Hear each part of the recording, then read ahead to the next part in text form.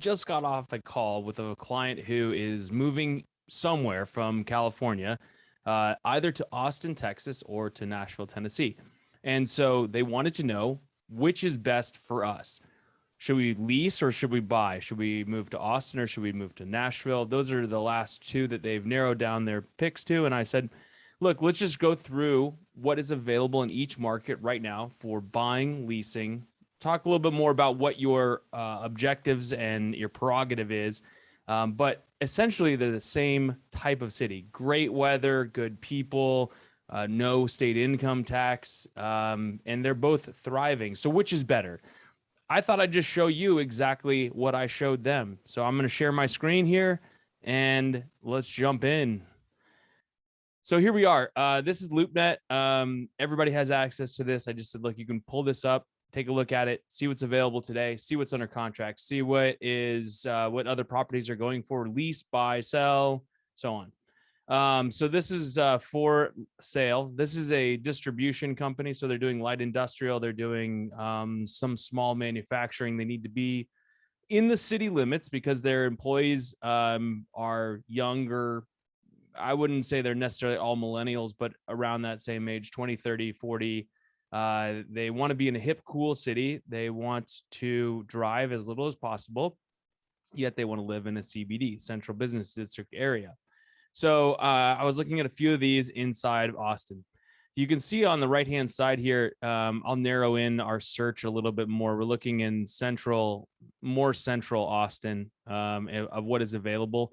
On the right-hand side here, you can just peruse what properties might be available. Now, they're not looking for, this is like a class A right here. These properties are brand new. They're not looking for something brand new. They're looking for something probably more in this area right here. Something that has some value add properties in it. They need somewhere between 4 and they said 4 and 25,000 square feet of space. A lot of this stuff can be expanded. So, let's zoom in a little bit more. Let's take a look at this one right here. So this property here on the top, pretty good example, $2.8 million, $91 a square foot. Pretty good price. Looks like there's a bunch of buildings all in one place. Doesn't look like a lot of parking. Well, it looks like so very few parking spaces actually. Not in an opportunity zone. My buyer is not an opportunity zone buyer, nor do they want to partner with an opportunity zone buyer. You're going to find that a lot of times, even though they mention opportunity zones, is just really an option to click or not click on most of the aggregating sites. So we've got 30,000 square feet here over 1.1 acres. That's good. Redevelopment project. So it's not really move-in ready. And we've got a C-class building here. So it is really a value add deal. However, we do have the flyer here. We can learn a little bit more about it. That's a great looking flyer. Looks like the price has come down already, which is great. It's properly zoned for my clients, and it's ready for a refresh. So if we're looking at the spectrum, this would be, a C-class property that needs some TLC, but is ready. It's 30,000 square foot, ready to move in right now if they're going to do just manufacturing, and it's close enough to public transport. Well, then they might be able to get away with it and pick up a really great building for $91 a square foot. When we look at what else is available, these are for lease. So I'm just giving you, in this case, or I'm giving my client an idea of what they can expect in each area, in each CBD. And so I'll try to do an apples to apples comparison. We can see here, the other building that we were looking at is right somewhere at Breaker Lane and I-35, somewhere around here. So we'll look at things that are pretty close. Along the right-hand side here, we have the various buildings in this area. Let's see if we can zoom in a little bit more, find what else. So we're looking at $12 a square foot, $12 to $13 a square foot per year. Again, this is on a lease, and the terms are negotiable. We've got 2,000 square feet. So we're gonna need something. This client's going to need a little bit bigger space. Let's see what else we got. 4,000. So 4,580. This is a good opportunity, or a good comparable property and big lot there. So that's pretty cool. Oh, this is the total is 11,250. So maybe there's an opportunity to expand past the 4,000 square feet. It will depend on who the other tenant is and how long they want to stay there. It's enough 14 to 20 foot clearance height. So let's take a quick look then. Let's just jump right over to Nashville. This is Austin. This is Austin and Austin. And let's go into Nashville. Boom, Nashville. Nashville's pretty cool. Well, along the right-hand side here, we can see we're in the lease and we're in the industrial section here. And so let's see what we have in terms of industrial. A little bit less in the major metro area here. We have a little bit less industrial property. Let's see how many we got here. I think I have 20. So in Austin, we had 19. This one we had 20. So very comparable. Let's take a look here. So we got $10 a square foot. Remember, same concept as we were looking at before. The other one was 12 to 13. This is 25,000 square feet. The other ones were much less. And so that's what's great about price per square foot or lease per square foot. And then the other aspects of this are what zoning it is and what amenities are available. So here's a pretty interesting thing. This is a phase 3 power.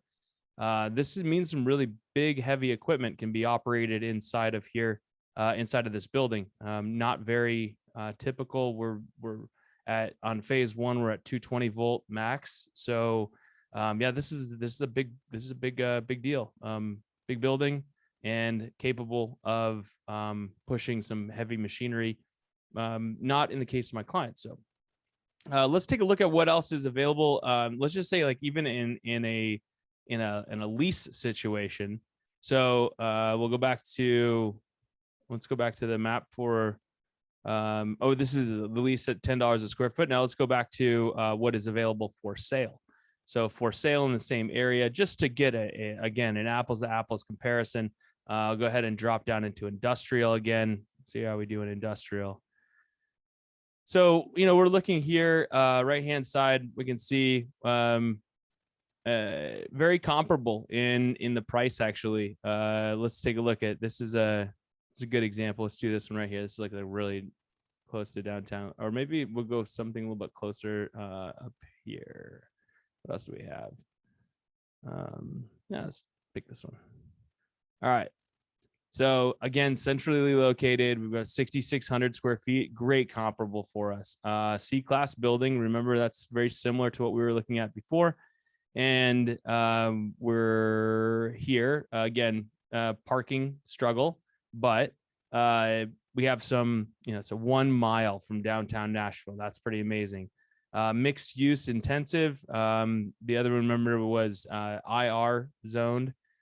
We can take a look at the attachments here. Good looking flyer, my friend. Cool. So again, what you're trying to do is compare apples to apples. In this case, we're looking at, see if this guy is going to disclose. We've got the total assessments and the land assessments here, and he just says for sale. So this is one of these. Reach out to the broker, unless he listed it on his flyer here. I don't think he will. No, sir. By appointment only. Okay, so let's take one more look and see if we can get an actual price from a industrial building, a price per square foot for a sale of a property here. And drone video looks sweet here. Again, no pricing on this. So let's try to get one more. Here we go. Okay, so $181 a square foot. So this one I've looked at before. It's under contract, but it's in a flood zone.